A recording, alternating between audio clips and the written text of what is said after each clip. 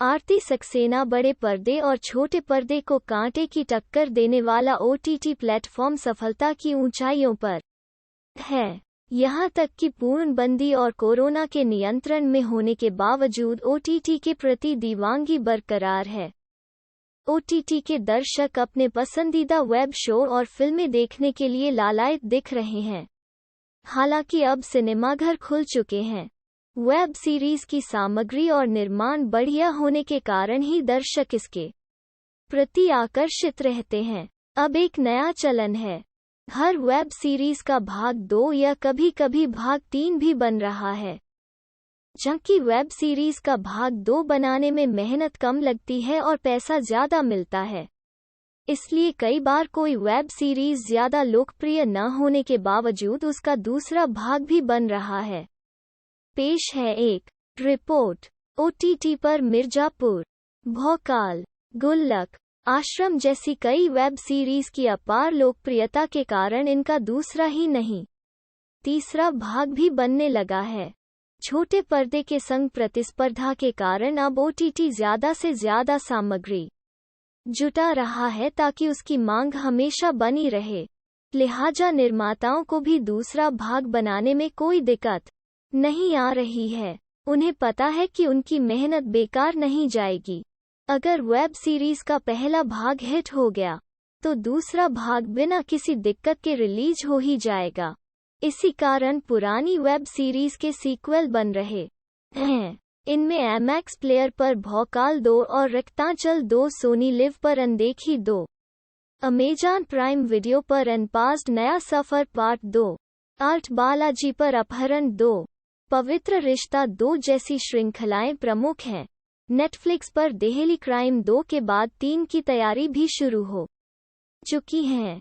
She 2, mismatched 2, fabulous lives of Bollywood vibes का दूसरा भाग, मसाबा मसाबा 2, जमताड़ा 2 आ रहा है।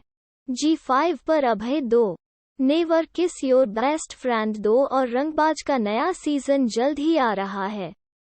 सोनी लिव पर गुल्लक 2, अवरोध 2, स्कैम 2, महारानी और कॉलेज रोमांस का नया सीजन आ रहा है।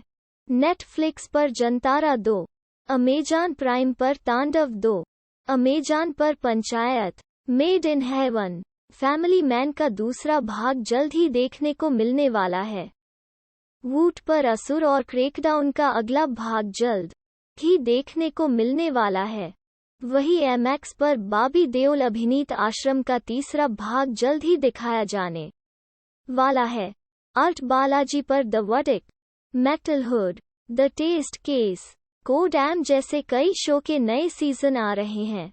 अभी 2022 के 3 महीने ही गुजरे हैं और 6 पुरानी वेब सीरीज के भाग 2 आ चुके हैं। फिलहाल मौके का फायदा उठाते हुए हर निर्माता अपने वेब शो का दूसरा भाग बनाकर पैसा बनाने में जुटा है। ऐसे में कहानियों का स्तर भी गिर रहा है। इसके कारण जिन वेब सीरीज का पहला भाग काफी पसंद किया गया, उनका दूसरा भाग उतना पसंद नहीं आ रहा है।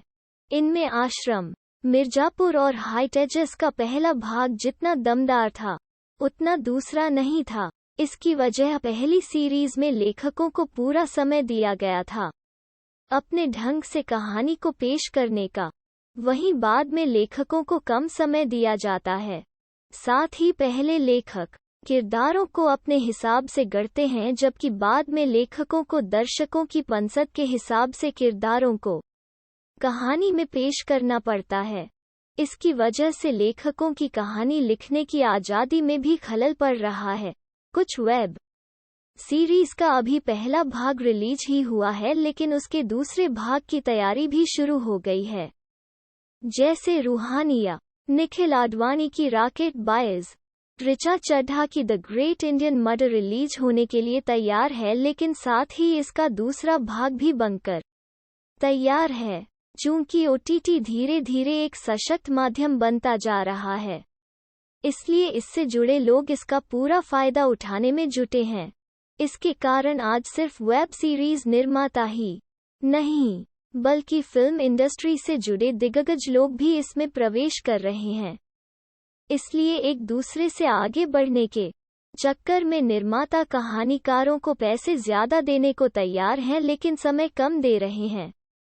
इसके बाद लेखकों को अपनी प्रतिभा दिखाने का मौका कम मिल पा रहा है। उनके लिए भी चुनौती है कि अगर दूसरा भाग नहीं चला तो उनको नुकसान उठाना पड़ेगा। दूसरी तरफ चूंकि पहला सीजन धमाल मचा चुका है, इसलिए भी दूसरे भाग के लिए कहानी लिखने को हल्के में ले रहे हैं, जबकि पहला भाग हिट होने की वजह से उस वेब सीरीज के निर्माता और कलाकारों पर भारी जिम्मेदारी है कि दूसरे भाग की कहानी भी उतनी ही दमदार हो, सामग्री अच्छी हो। इन बातों से यही निष्कर्ष निकलता है कि टीवी हो या ओटीटी प्लेटफॉर्म, कोई भी चीज तभी हिट होती है जब उसमें कुछ नयापन होता है, कहानी दमदार होती है। ऐसे में ओटीटी हो या फिल्म, अगर कहानी दमदार है तो उसे सफल होने से कोई नहीं रोक सकता। दर्शक उसे जरूर पसंद करते हैं।